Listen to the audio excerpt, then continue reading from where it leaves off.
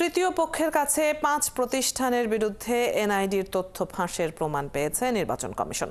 সকালে আগারগাঁওয়ে নির্বাচন ভবনে এনআইডি যাচাই সেবা গ্রহণকারী প্রতিষ্ঠানগুলোর সঙ্গে মতবিনিময় সভা শেষে সাংবাদিকদের এই তথ্য জানান নির্বাচন কমিশন সচিব আখতার আহমেদ।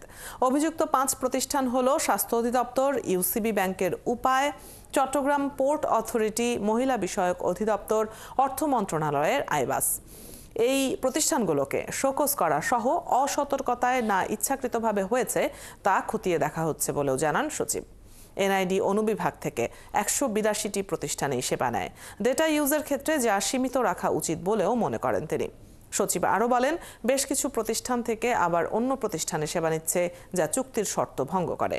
কোনো প্রতিষ্ঠানের কতটুকু তথ্য প্রয়োজন, যতটুকু নিচ্ছে তা বেশি নিচ্ছে কিনা এসব পর্যালোচনা করা হবে অংশীজনদের সাথে বলেও জানান তিনি।